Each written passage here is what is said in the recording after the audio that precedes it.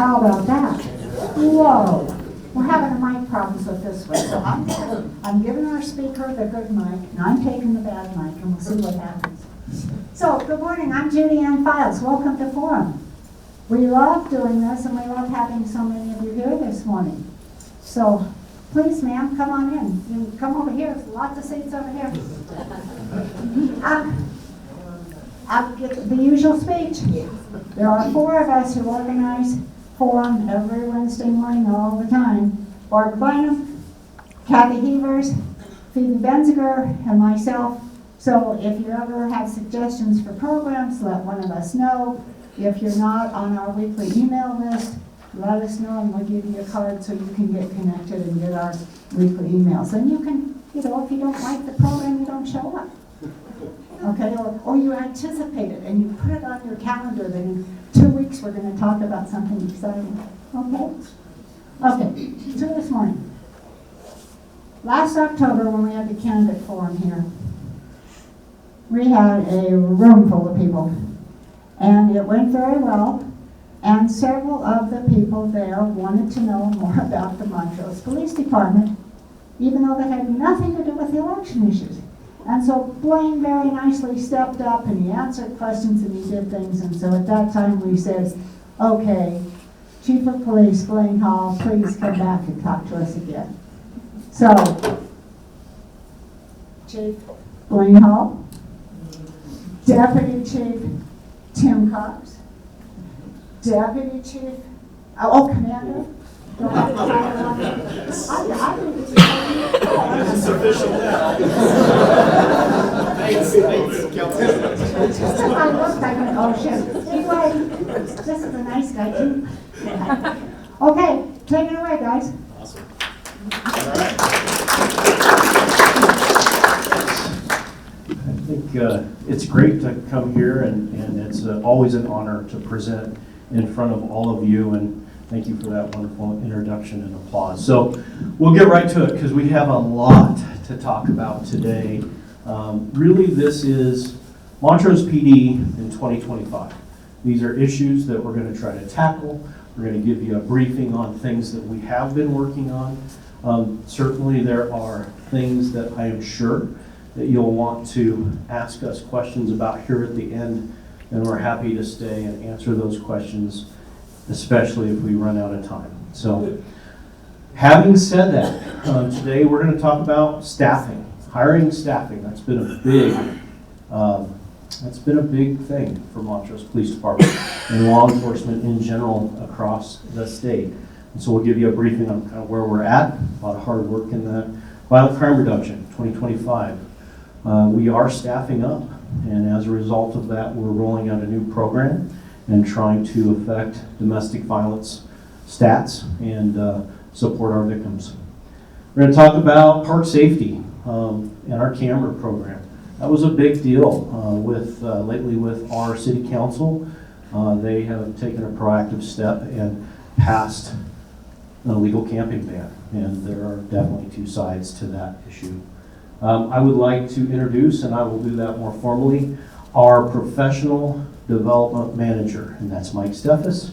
He's in the room today, and we're going to talk about what he brings to the Montrose Police Department in leadership and wellness, and he's been here a week.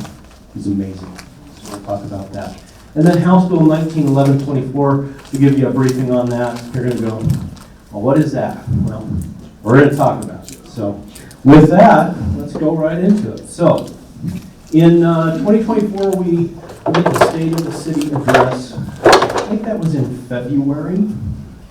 In April of 2024, let me back up. Before 2A, you all remember probably 2A, or some of you do, and that's our public safety sales tax. Our maximum staffing was 43 police officers. Okay, and after the passage of 2A, our maximum staffing was 61 police officers. Most all of those police officers were meant to be proactive type units and safety type units. So more SROs, street crimes, traffic unit, all things that the public told us that we need to focus on.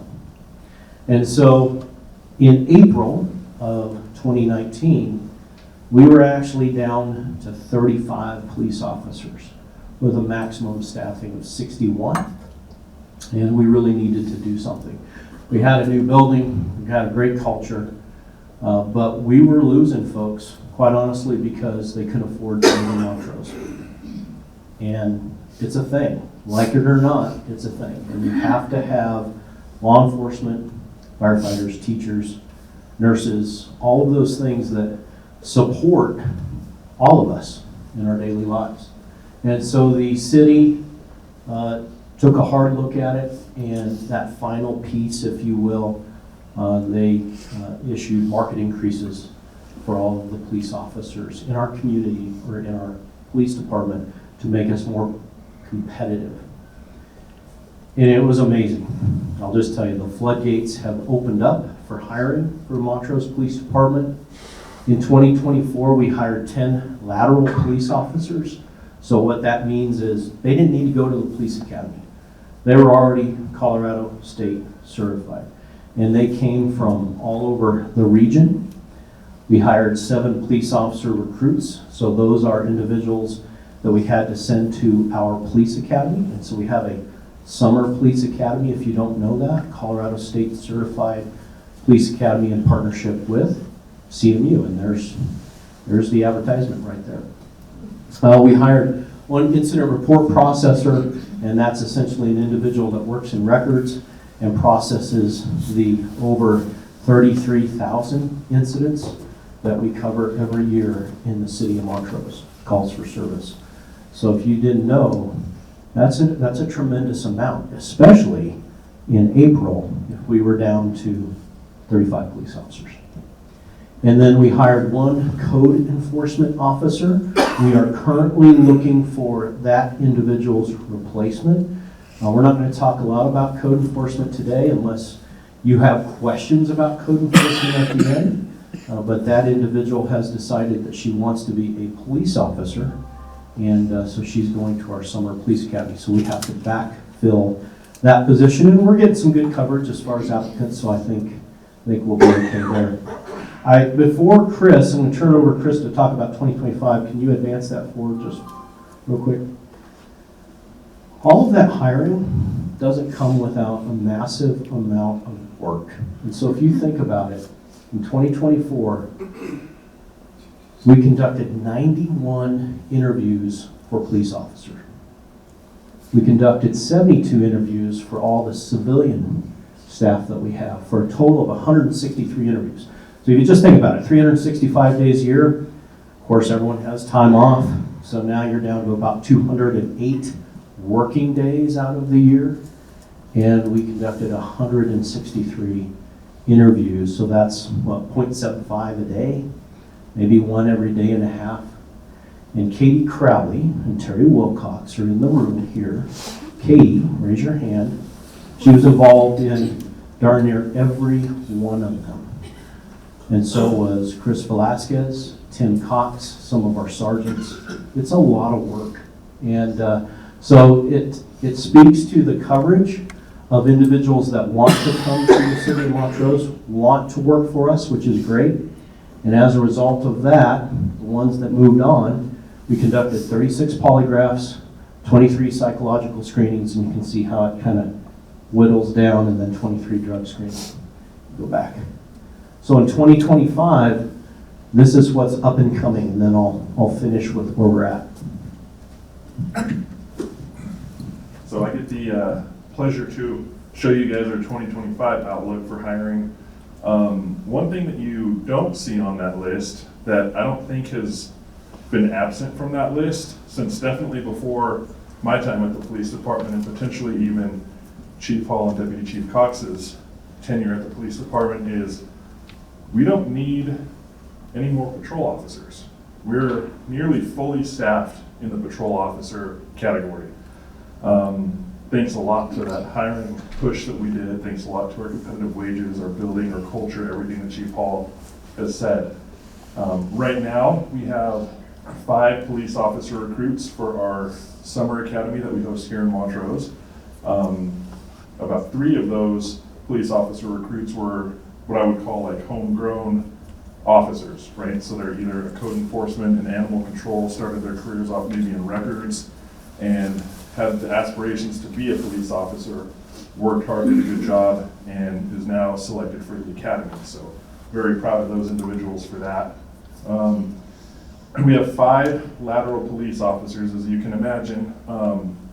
With everything that we've got going on, all the positive stuff here in Montrose, we have been attracting police laterals from all across the country. So we've attracted local laterals, we've attracted laterals from the southeast.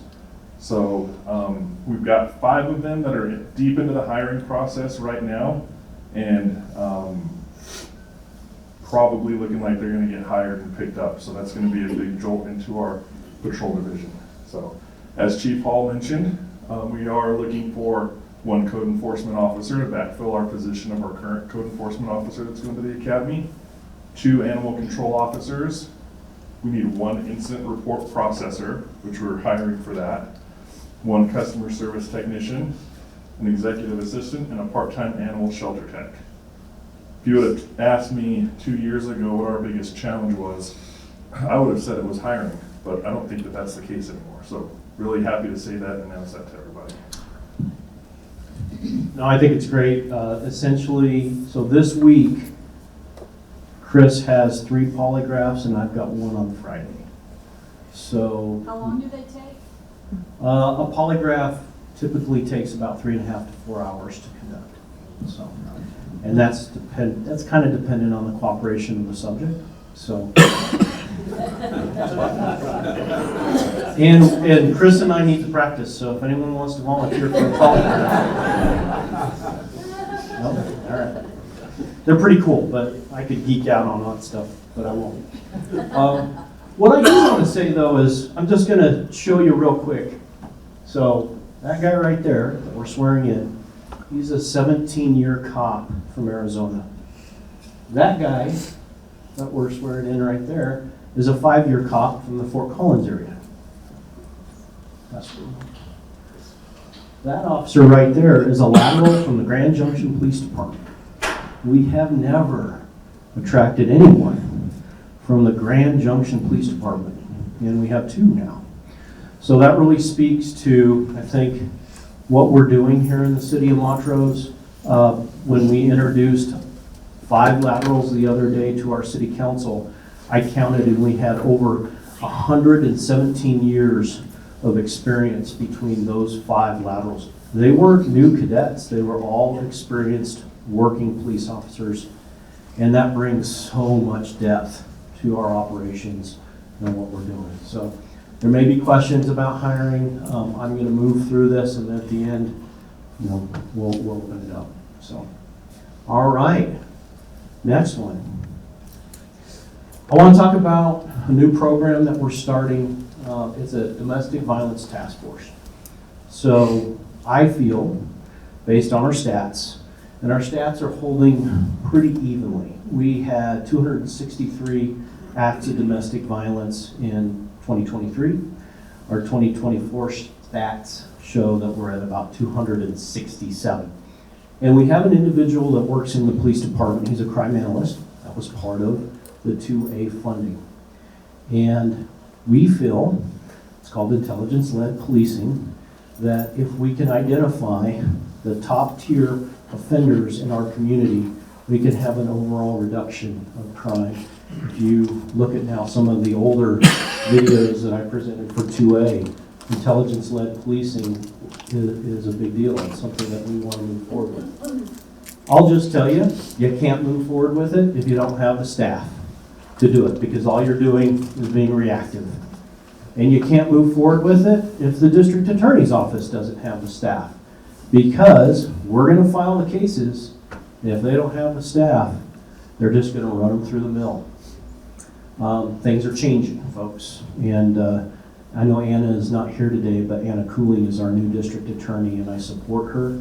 I think she's awesome, and I think we have a great relationship, and I think we're really going to see some changes at that level.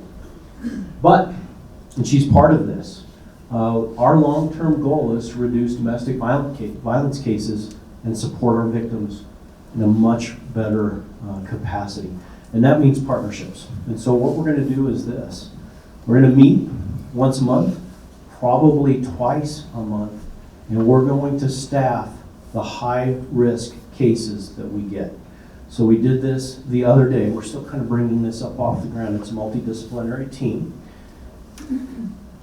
We have an individual in our community, who I won't say his name. He's committed 5 acts of domestic violence in the last year and a quarter. And that's what Juan Haro, our crime analyst, has showed. Okay? If you switch over to our overall crime stats, he is number 3 for the top criminal offender for our community, just for overall crime. So think about it. If we can focus just on that one individual, and I'll be honest, it's a little bit frustrating if there's 5 acts of domestic violence in a year and a quarter, and this individual is still running around. Think about the victim. And that's why we're doing this. Because we're going to include the DA's office, the sheriff's department's on board, all of our victims advocates, the police department, state probation comes to these. So as soon as there is a conviction, because folks, not everybody goes to jail. In fact, few people go to jail these days. But state probation comes in, they understand the beginning of it so that they can understand what type of counseling, what type of victim support is needed for the future. And so that's what we're doing. And the whole goal is to start having better prosecutions, better offender management, so that we can overall reduce violent crime. And we're going to start with domestic violence. I will say one thing real quick. We are looking at a new tool. It's called the DALE, which is it's a lethality assessment tool. It's about an 11-question tool form. Fort Collins Police Department is using it. We're probably going to bring a representative from Fort Collins out for some training. And it really goes through and it talks, or it asks the victim different questions that really informs to the lethality of the offender. And so we had this the other day. You may have someone who has 5 acts of domestic violence, and then you may have someone that only has 2 acts of domestic violence. But the guy that committed the 2 is much more lethal and has the potential to be much more lethal than the individual that committed the 5. It's not that both of them are not important, but we want to really focus on those individuals who honestly need to go away. Really. So that's the goal, and we hope to start staffing cases full-time by May of 2025, and so we'll see how that goes, but I'm pretty excited about that, especially excited because Anna is so on board with what we're trying to do, so it's great. All right. Good morning. So we heard from you, our community members, about park safety and the concerns in our parks with the hard work of our public safety attorney, Matthew Magliaro, and the passing of our camping ban by council has really given us a better tool to help deal with issues in our parks. As you can see some of the pictures here, we've had major fires, the filth, the trash, the building of structures in our parks, and all the way from those things down to dogs off leash, and concern of our unhoused and how they're treating our users in our parks. Very concerning. So one of the programs that we're going to start this year is placing cameras all throughout our parks and along our trail systems. It's an awesome program. There again, technology costs a lot of money. The support from our council is huge to be able to place these items in the park. The program all comes back to a FUSA system. It's a new program that we have that we can tie all of our camera systems. It doesn't matter if it's Axis or any different brand of cameras. It all ties into one system. With the technology we have, it can go right into dispatch, and instead of having to staff it like a real-time crime center, any of our officers can just get on our web-based program and look it up and see cameras. And there's a lot more to come, and we'll talk about that in the future. With these camera systems also, and this new FUSIS program, you'll be hearing about this in the future coming out. We'll be talking about it is our businesses.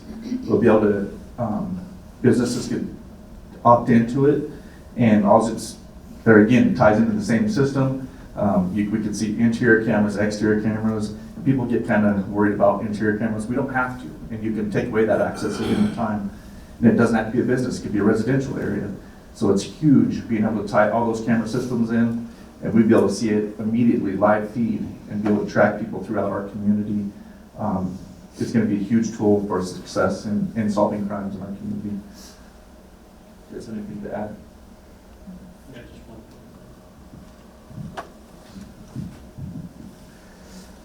So Tim kind of touched on it, but one of the things that I want to point out is this is truly a staffing ad for us, okay? I'll just tell you, not everyone is comfortable with cameras, public-facing cameras, okay? These things are set up in a way, they're just like your Ring camera. If you have one hanging on your house, I've got several hanging on my house.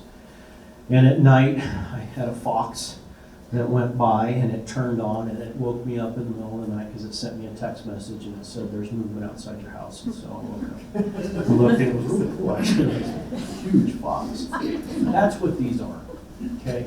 But the result of that is this. We are getting inundated with vandalism in our parks, especially at night. Our parks employees go to our bathrooms, the river bottom is where we swim primarily in the morning, and they're filled with graffiti. We have unhoused that are packing the locks with toilet paper and other things. And if you don't know, the bathrooms all lock at a certain time during the night. And so they defeat those things, they go inside, they trash everything, and then they leave in the morning. So what these cameras are going to do is between a certain time and a certain time, they're going to detect motion. And so if someone goes to our bathrooms and starts doing something nefarious, then it's going to send an image to our dispatch center, and then it's going to dispatch a police officer. And so really it's a value add. And I think Tim talked about it, it's something that we want to grow in the community. It's going to take some time. We'd also like to put cameras in and around some of our high accident intersections, like South Fifth and Townsend and LaSalle and Townsend, so that we can get better data when we have traffic crashes and be able to have better prosecution. So more to come on that, but that's what we're doing with cameras. Some other things we're doing, Chief introduced us last year, is our volunteer mounted patrol, our mounted horse units, where we use volunteers from our community members to go help be our eyes and ears, so to speak, in our park systems, help us identify any safety issues. And then too, just PR, good PR to be in our, at our community events with Cerise Park and the amphitheater, really bringing on a lot more bigger events. So that's a great program. And then with staffing, as we staff up, our bike patrol in our parks, on our trails is huge. We just weren't able to do a lot of those things until we get the current staffing up, but you'll see a lot more of that activity here in the near future. I will say also, the city has been accused of criminalizing homelessness. That is not what we are doing. That is not our goal. But we are very challenged. And one member here asked me if I was going to talk. I don't see Kelvin. Okay, you didn't raise your hand. All right.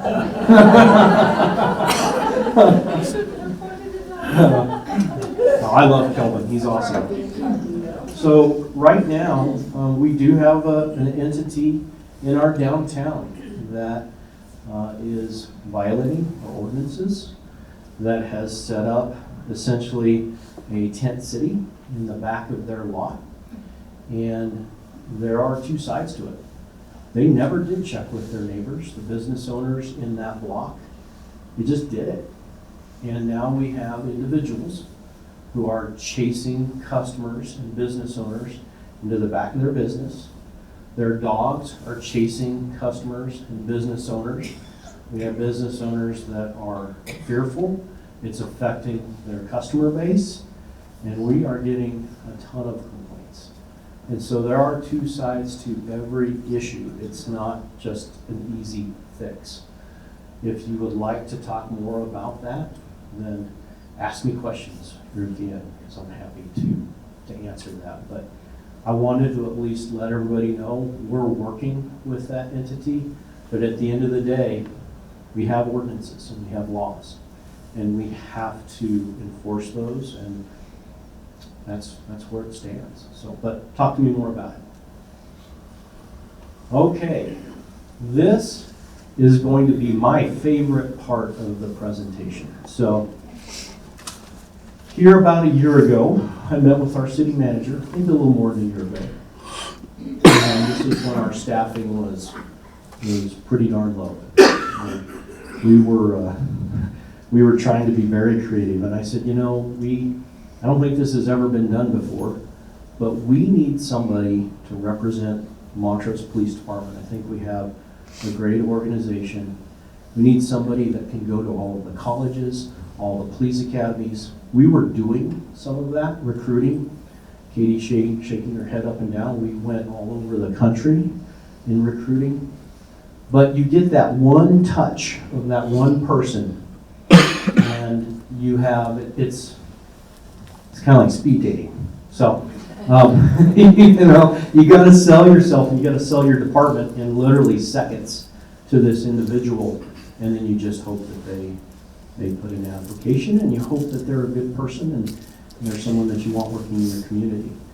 But that was really it. You don't really have any more contact. And so Bill and I talked about it, and we really needed someone to be a recruiter, to go to the colleges, but start developing more long-term relationships with those criminal justice students, meet with criminal justice chairs for all the different colleges around us. All those things that Tim Cox, Chris Velasquez, Larry Whitty, our recruiting team in the police department, we all have other jobs. And so it was very difficult. And so we talked about it a little bit more. And then Mike Steffes, who's right here, came into the picture. And so I'm going to stop there, and I'm going to turn it over to Mike, and he's going to talk about the new plans for Montrose PD. Thank you, Chief. And good morning, everyone. I'm usually used to hearing good morning come back. I'm silent. Maybe that's because you saw him from Wisconsin and recognized right away, is this guy a Green Bay Packers fan? It's NFC, and I will still root for the Broncos if they get to the Super Bowl. So. My name is Mike Steffes. I have about 31 years of experience in law enforcement. I started back in 1993 with the Fond du Lac County Sheriff's Office in the middle of Wisconsin. And from there, I began my career working with the Wisconsin Department of Corrections, where I was a prison guard. I did not enjoy that time at all. I just want to be honest with all of you.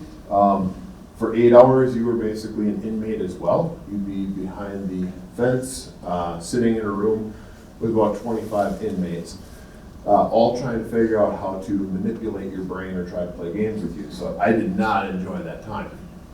But while I was there, I was working near the city of Beaver Dam, and the Beaver Dam Police Department had a position open up as a police officer, so I took that position.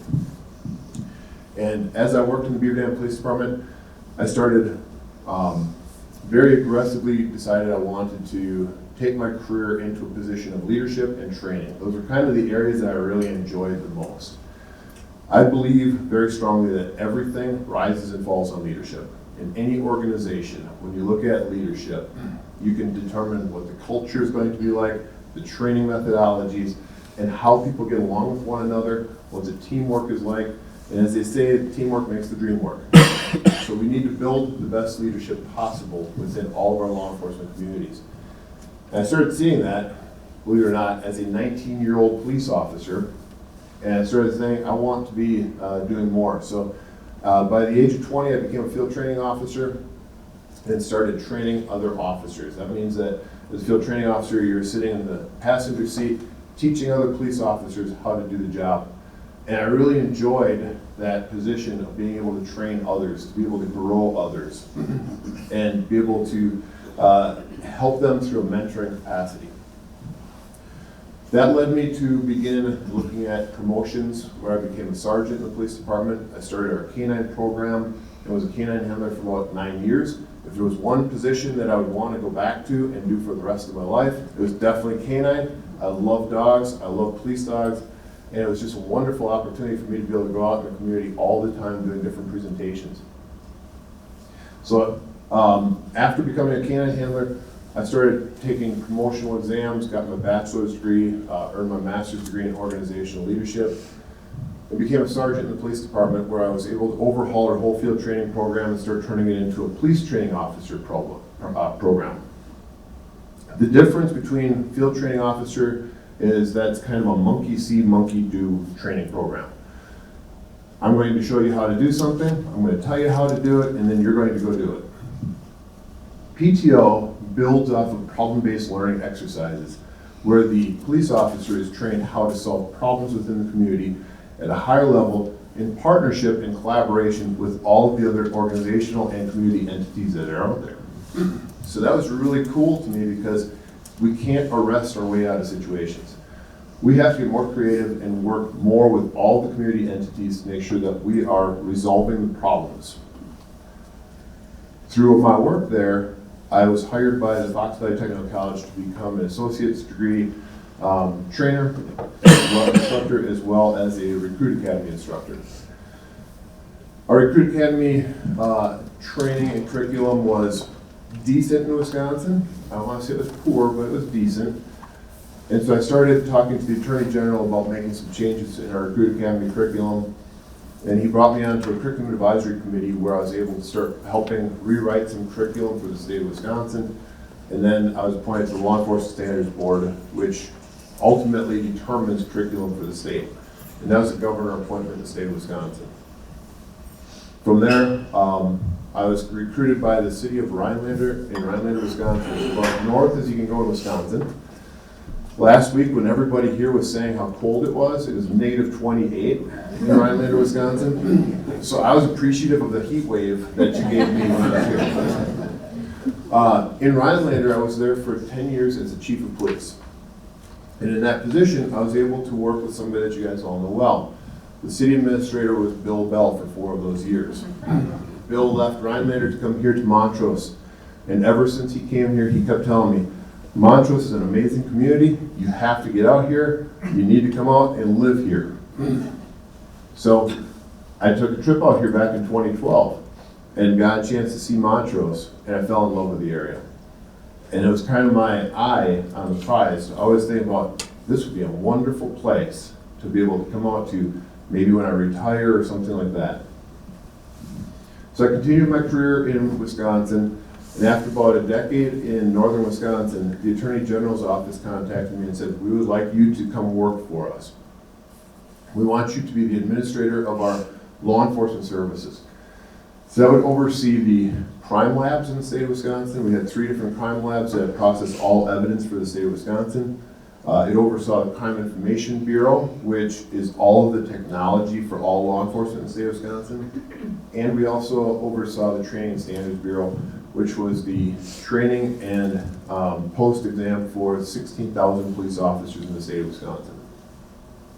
He said, would you like to have that job? I said, that seems like a lot of work. But he asked, why would you not want to come work for me? I'm the Attorney General, second highest elected official in the state of Wisconsin. I went, well, it seemed pretty cool, but I have all these different things I'm trying to do in my community. He said, I'll never forget it. He looked at me and he said, would you rather do that work for the community, or would you rather serve 6 million, a population of 6 million people by helping 16,000 police officers in 462 different police agencies?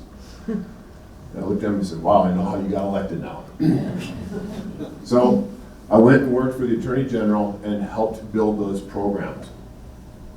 Through the course of my career up to that point, and while at the Department of Justice, I responded to 2 different active shooter events. One of them I was within the first few minutes of the active shooter event. The second one was about a half an hour afterwards, when we started being able to help resolve the situation and try to bring it back to some normalcy.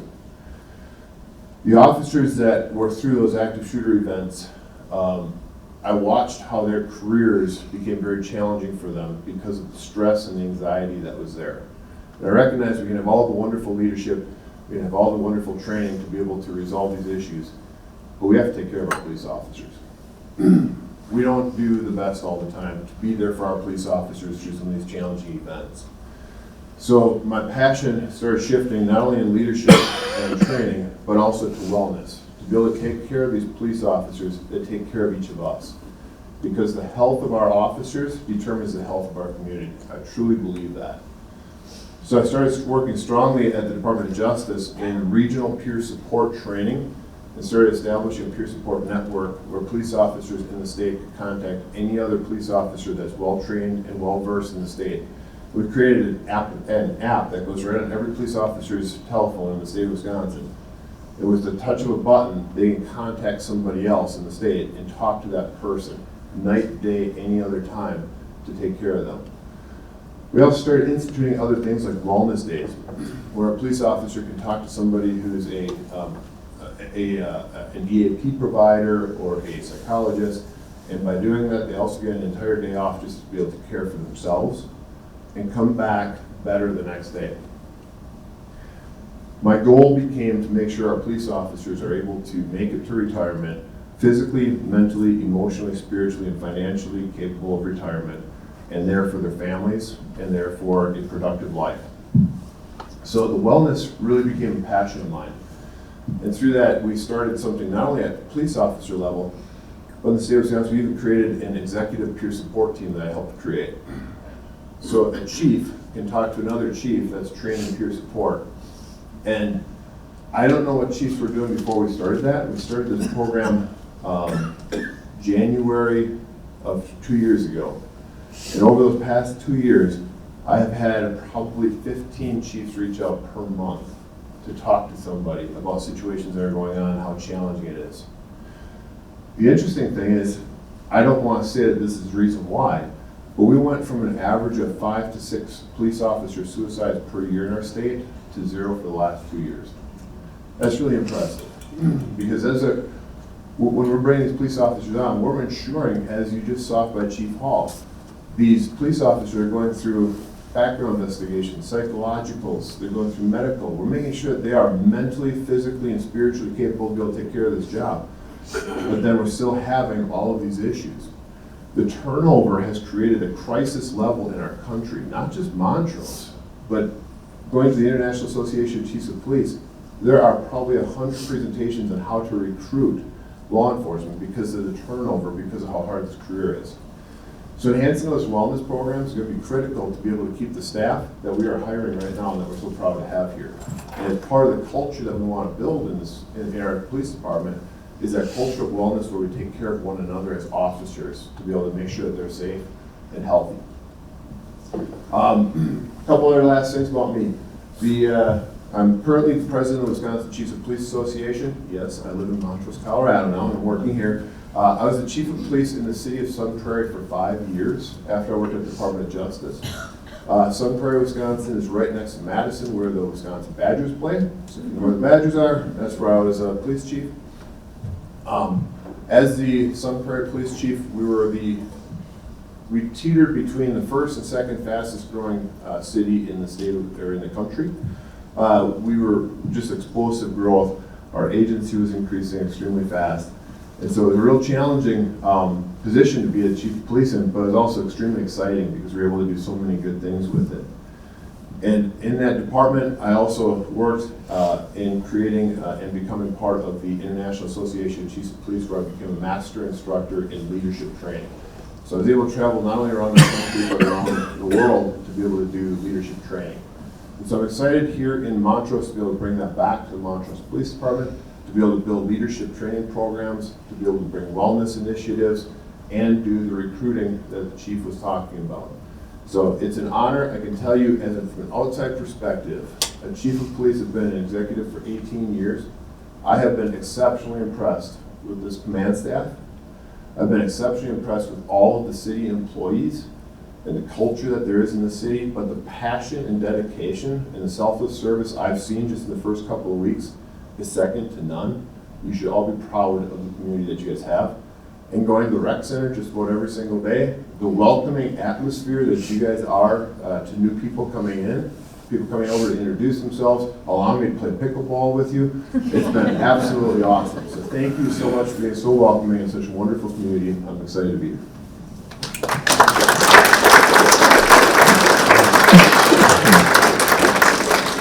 But yeah, Mike is an amazing individual, and he's just going to be an amazing add to our organization. Something Mike didn't touch on because we're just in the beginning stages. Mike and I are joking back and forth to see actually who moves the fastest, and because we both move very.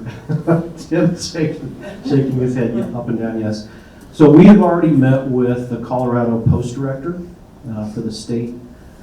I want Montrose to be a leader in the state.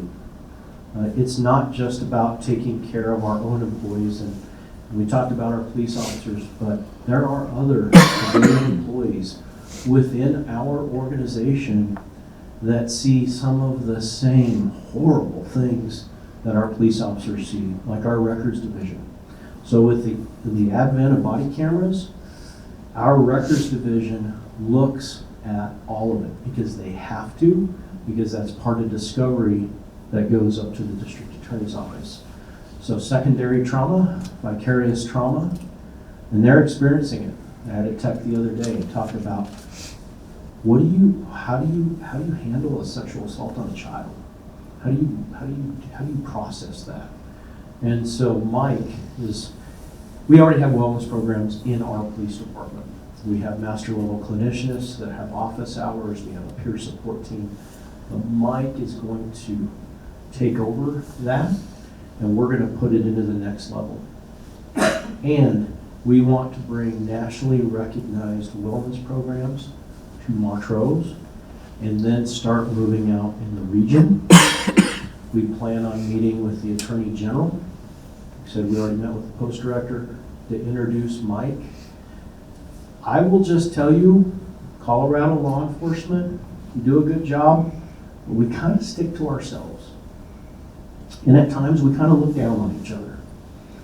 And you have probably seen this in other areas, but at times the eastern slope of Colorado forgets about the western slope of Colorado, okay? And that happens on multiple different levels, and it happens in law enforcement too. So when we say, hey, we're Montrose, we have a good idea, they kind of come back and sometimes say, do you have cops in Montrose? Mike comes with the relationships, and you know how important relationships are in moving the ball forward. And so Mike, with his relationships and the International Association of Chiefs of Police, you think about it, he didn't say this, he's one of 8 master instructors in the United States for IACP.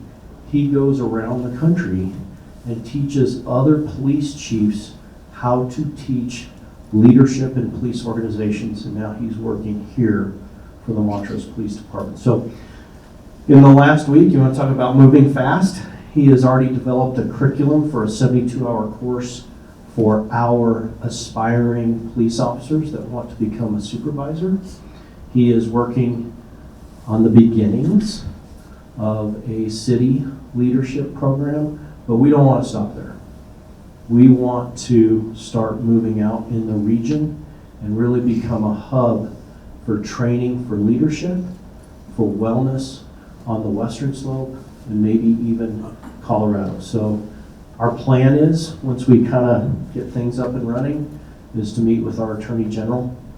Our plan is to get Mike on the curriculum committee for the police academies around the state so he can start helping guide curriculum towards police officers and their training, and then start instituting some of that IACP leadership model into programs around the state. So lots of big goals that we have here in Montrose, but I think they're going to be amazing.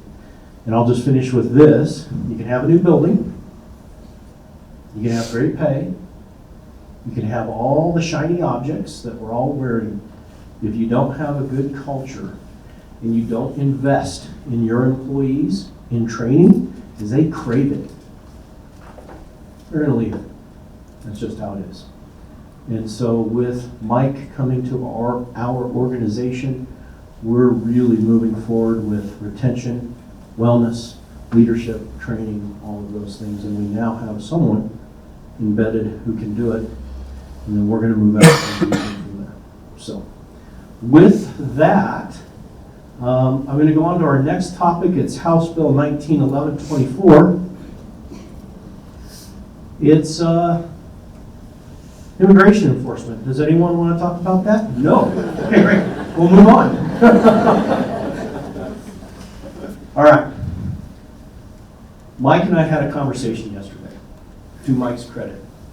We have a lot of things moving very quickly in our country. You have all probably heard the same rumors that I have heard.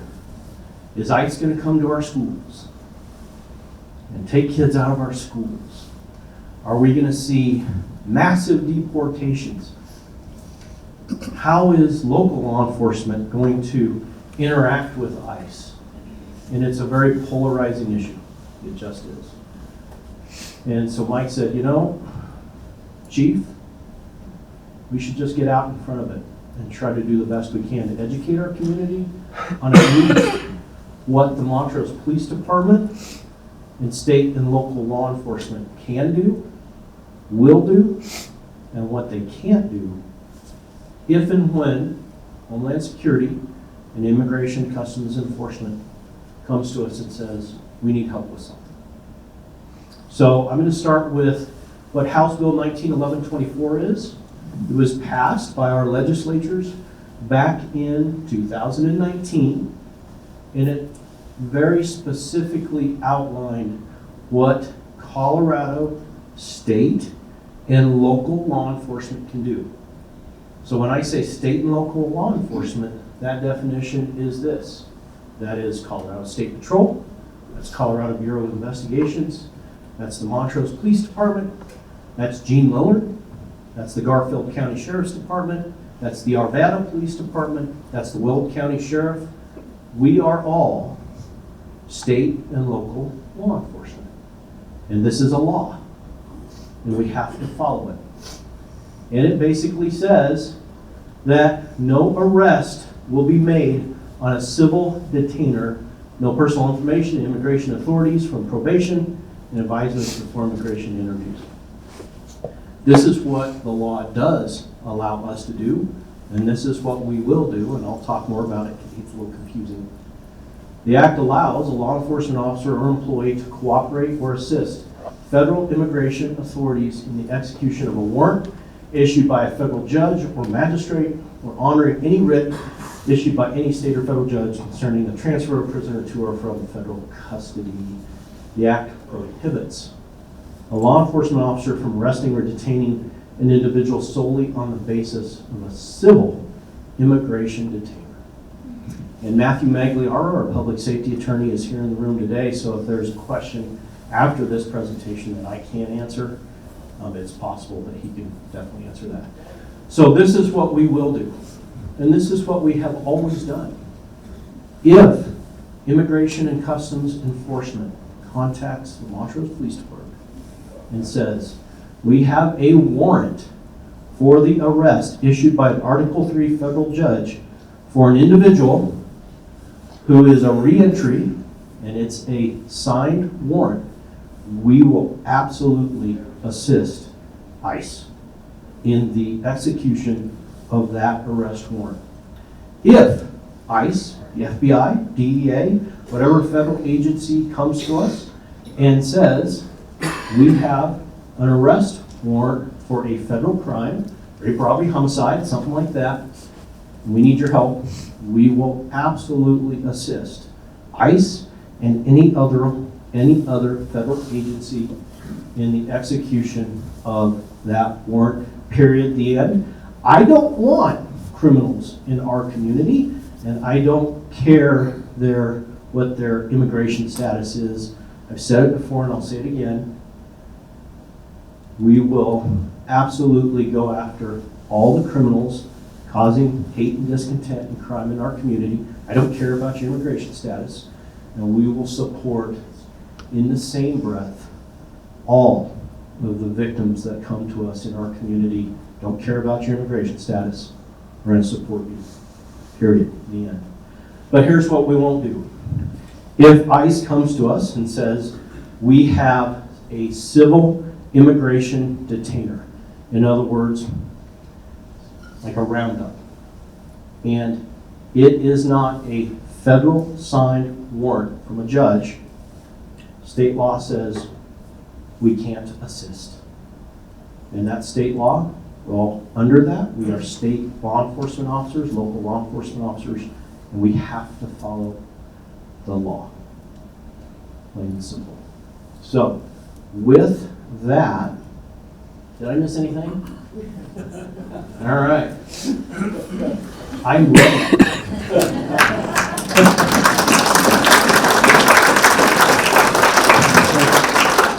Questions? Okay, look at this. I don't even get to say. If you have questions, then I'm ready to start. Thanks, Chief Hall. Can you tie two of the things you talked about together, which would be kind of a new attention to domestic violence, and the last thing you talked about?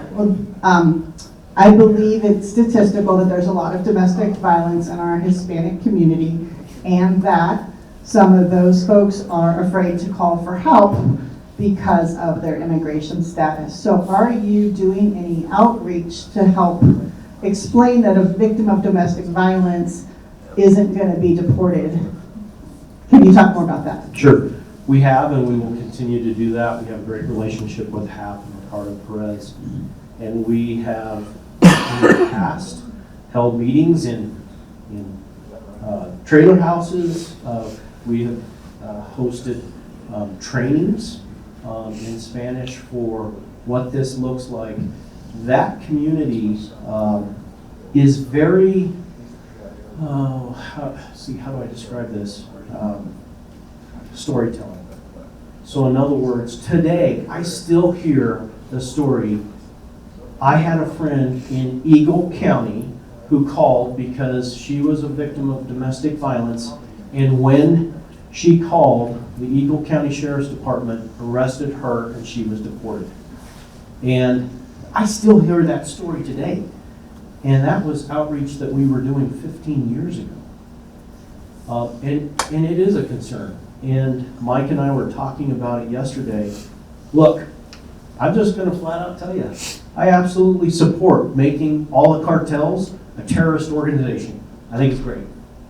I would love to arrest every single one of them. I don't know that they need deported. I think they need to spend some time in our jails.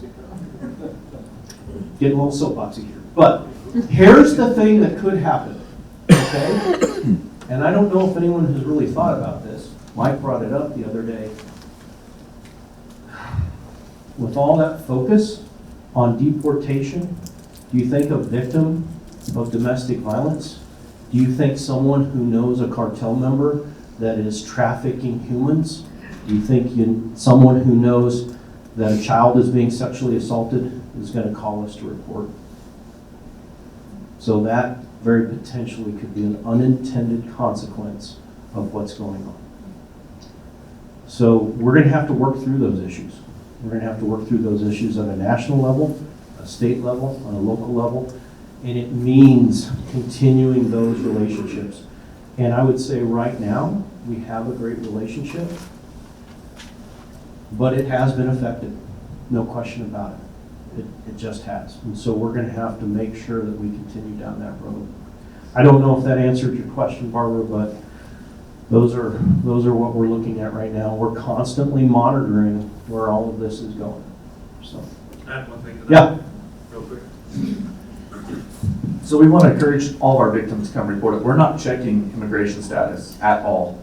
Anytime we run somebody, we're not checking for that. Anytime they're involved in reporting any kind of incident, we're not checking immigration status. So that's kind of a false thing that's known in our communities that we're checking that. That doesn't matter to us. Like Chief Hall said earlier, you're a victim of a crime. we're going to treat you with dignity and respect, and we're going to investigate that crime, no matter what. Yes.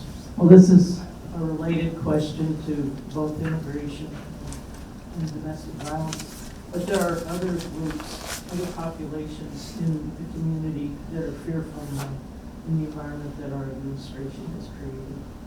And do you have, you talked about strategies with the Hispanic community, are there other strategies that you have in your department to allay the fears of residents of Montrose so you ensure the safety of all residents? Maybe we could meet after this, because I'm unsure of maybe what communities those are that are fearful, and if you can just tell me who those individuals may be. No, We're happy to LGBTQ, women, non-white, non-Christian. There's lots of fear in the community right now. Okay. I had the pleasure of going through your Citizens Police Academy and was really amazed at the amount of knowledge you have about the cartel traffic going through our area. And my question is just simply, is there any communication between you all and, say, ICE and other divisions to help address that? Full transparency. So, two things. We do have a drug task force in our community. Many of you have probably attended presentations from Brian Rundlaw, our sergeant, with the drug task force. They are also embedded with the wisdom of Tom Chin years ago with DEA, who actually has 2 agents, right now 1 agent, but they're going to get another one in Montrose. And so we work directly with DEA. And what we found working directly with DEA is we absolutely do have cartel in Montrose, in Olathe, in Grand Junction. And one of the things that we also discovered is that just because of the quick access between Phoenix and Montrose and Phoenix and Grand Junction, so as you can imagine, drugs come right up the 50 corridor, they hit I-70, and then they split, okay? So we work very closely with DEA. We work closely with the FBI. It's more of a, hey, we need the FBI's help, and they're great, they respond. I will just say this. I don't remember the last time that Homeland Security, ICE, contacted the Montrose Police Department and said, hey, we need help. Anecdotally, I hear from different individuals that they operate in our community and then they leave. I don't really know if that's the case or not. So when I talk about immigrations and customs enforcement, there is a high likelihood, and it's dangerous, there's a high likelihood they may not even contact us to ask for help. We may learn about it afterwards. And they can do that, but it comes with its own challenges. But we do work with DEA, FBI, ICE when they call us, those kind of things. I'm sorry, we're out of time. Darn it. So I wanted to say one thing. Can I say one thing? Citizens Police Academy. April 5th, this week, the application will come up online. It's a one-dayer. So one day, you get everything within the Montrose Police Department. It's a Saturday. It's best use of time kind of thing. And it is an amazing program, and we're really excited I would recommend it. to bring it back.